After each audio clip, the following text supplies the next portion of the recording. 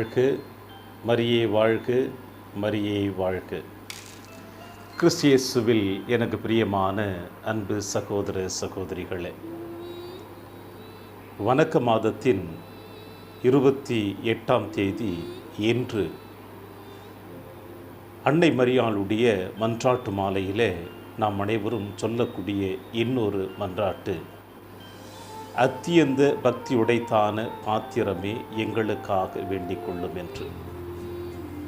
இந்த அத்தியந்த என்று சொல்லக்கூடிய வார்த்தை எந்த அளவிற்கு ஆன்மீகத்தின் ஆழமுள்ள அர்த்தமுள்ள வார்த்தையாக இருக்கிறது என்பதை அன்னை மரியாளுடைய வாழ்க்கை சரித்திரத்தில் நம்மால் காண முடிகிறது. நம் அன்னை மரியாள் இறைவன் மீது அவள் வைத்திருந்த அளவு கடந்த அன்புதான் இதற்கு காரணமாக இருக்கிறது. இந்த மண்ணுலகில் வாழ்ந்து கொண்டிருக்கின்ற நாம் எல்லோருமே இறைவன் மீது அளவு கடந்த அன்பு வைத்திருக்கிறோம், நம்பிக்கை வைத்திருக்கின்றோம். அதில் எந்த குறைபாடுகளும் இல்லை. ஆனால் அதையும் தாண்டி இந்த மண்ணுலகிலே நம் அன்னை மரியாள் தந்தை கடவுள் மீது வைத்திருந்த அளவு கடந்த அன்பின் காரணமாக அவள் இறைவனுடைய பார்வையில் மிகவும் பேறு பெற்றவளாக காணப்பட்டிருக்கின்றார். இறைவன் இந்த அன்னை மரியாளை தன்னுடைய மகளாக ஏற்றுக்கொண்டு தன்னுடைய மகனை இந்த மண்ணுலகிற்கு பெற்றுத்தரக்கூடிய அந்த ஆசீர்வாதத்தை நம் அன்னை மரியாளை கொடுத்திருப்பதில் நாம் பார்க்கின்ற பொழுது அந்த அளவிற்கு ஒரு அளவு கடந்த மகிழ்ச்சி நம்மால் காண முடிகிறது. இறைவன் அந்த வரிசையில் பார்க்கின்ற பொழுது பக்தி உடைத்தான பாத்திரமே என்று நாம் எப்படி அன்னை மரியாளை பார்த்து சொல்லுகிறோம் என்றால் 3 நிகழ்வுகளில் நம்மால் இதை வெளிப்படுத்த முடியும். ஒன்று, அன்னை மரியாள் கப்ரியேல் தூதர் அன்னை மரியாளை சந்தித்து அந்த மங்கள வார்த்தை சொல்லி முடித்தவுடனே அன்னை மரியாள் சொன்ன வார்த்தை, இதோ நான் ஆண்டவரின் அடிமை, உமது வார்த்தையின்படியே எனக்கு ஆகட்டும் என்று தன்னை இறைவனின் அடிமையாக அன்னை மரியாள் ஒப்பு கொடுத்திருக்கிறார். இறைவனின் அடிமையாக அன்னை மரியாள் ஒப்பு கொடுத்து இதோ நான் ஆண்டவருடைய அடிமை என்று தன்னை அர்ப்பணித்த அந்த அர்ப்பண வார்த்தையும் வாழ்வும் தான் இறைவன் மீது எந்த அளவிற்கு அன்னை மரியாளுக்கு பக்தி பரவசம் இருக்கிறது என்பதை நம்மால் காண முடிகிறது. அதற்கு அடுத்தது 2வது நிகழ்வு பார்க்கின்ற பொழுது அன்னை மரியாள் ஆண்டவர் இயேசு கிறிஸ்துவை தன் மகனை எருசலேம் ஆலயத்திற்கு காணிக்கையாக ஒப்பு கொடுக்க எடுத்து செல்லப்பட்டது. இன்று நாம் திருச்சபையிலே எத்தனையோ திருச்சபை கட்டளைகளை படிப்பினைகளை நாம் கடைபிடிக்க வேண்டும் என்று அன்னையாம் திரு அவை நமக்கு சொல்லிக் கொடுத்து கொண்டிருக்கிறது.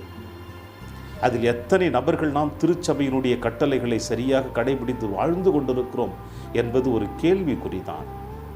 ஆனால் நம் அன்னை மரியாள் மோயிசன் சட்டப்படி எந்த ஒரு தலைப்பேரான குழந்தையும் கடவுளுக்கு உரியது என்பதை மறந்துவிடக்கூடாது, அந்த குழந்தையை கடவுளுக்கு காணிக்கையாக அர்ப்பணிக்க வேண்டும் என்று மோயிசன் எழுதி வைத்த சட்டத்தின்படி அன்னை மரியாள் தன் மகனை அந்த எருசலேம் தேவாலயத்திற்கு எடுத்து சென்று கோவிலில் காணிக்கையாக ஒப்பு கொடுக்கின்றாள்.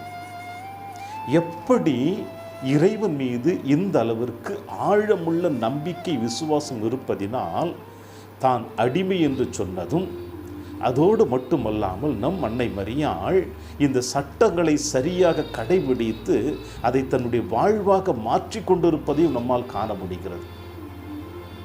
3வது நிகழ்வு பார்க்கின்ற பொழுது அன்னை மரியாள் இறைவனால் தேர்ந்தெடுக்கப்பட்ட மனவாட்டியாக இருந்தாலும் தன்னிடம் ஒப்படைக்கப்பட்டிருக்கின்ற தனக்கு துணையாக கொடுக்கப்பட்டிருக்கின்ற நீதிமானாகிய யோசேப்போடு இணைந்து நம் அனைவருடைய மீட்பிற்காக இந்த அன்னை மரியாள் தன் கணவனுக்கு எப்படிப்பட்ட பணிவிடை வாழ்வு வாழ்ந்திருக்கிறார் என்பதையும் நம்மால் காண முடிகிறது. கணவனுக்கு பணிவிடை வாழ்வும் தன் பிள்ளையோடு இணைந்து இந்த உலக திருச்சபையினுடைய மீட்பிற்காக தான் உழைத்து கொண்டிருந்த அந்த குடும்ப வாழ்வினுடைய ஒவ்வொரு அசைவுகளும் அன்னை மரியாளுடைய வாழ்க்கை சரித்திரத்தில் மிகவும் சிந்திக்கக்கூடிய கவனிக்கக்கூடிய ஒரு நிகழ்வாக காணப்படுகிறது. இவை அனைத்திற்கும் காரணம் என்ன என்று நாம் பார்த்தோம் என்றால், நிச்சயமாக அன்னை மரியாள் என்ன எதிர்பார்த்து கொண்டிருக்கிறார் நம்மிடமிருந்து? தான் எப்படி நம்பிக்கை உள்ளவளாக, விசுவாசம் உள்ளவளாக, பக்தி நிறைந்தவளாக அன்னை மரியாள் வாழ்ந்தாரோ அதே போல அன்னை மரியாள் தன் மகனோடு இணைந்து நம்முடைய மீட்பிற்காக உழைத்தது போல நாமும் இந்த மண்ணுலகில் அனைவருமே இறைவனுடைய அந்த மீட்பின் திட்டத்தை உள்வாங்கி நம்மையும் நாம் அந்த பாவ வாழ்விலிருந்து விடுதலை பெற்று பிறரையும் அந்த பாவ வாழ்விலிருந்து விடுதலை பெறக்கூடிய அளவிற்கு நம்முடைய சொல்லும் செயலும் இருக்க வேண்டும் என்று அன்னை மரியாள் அழைப்பு கொடுக்கின்றார். எனவேதான் இன்றைய நாளிலே, இந்த வணக்க மாத நாளிலே, பக்தி உடைத்தான பாத்திரமே என்று சொல்லுகின்ற பொழுது இது அன்னை மரியாளை போல நாமும் எப்பொழுதும் தூய்மை உள்ளவர்களாக, தெளிவுள்ளவர்களாக நாம் நம் பயணத்தை தொடர வேண்டும் என்று அன்னையாம் திரு அவை அன்னை மரியாளோடு அழைப்பு கொடுக்கிறது. எனவே அன்னை மரியாளுடைய அழைப்பை ஏற்றவர்களாக பயணிப்போம். இந்த அன்னை மரியாளின் தேவ மாத வணக்க மாத நாளிலே இறையாசிர் என்று உங்களோடு. மரியே வாழ்க, மரியே வாழ்க, மரியே வாழ்க.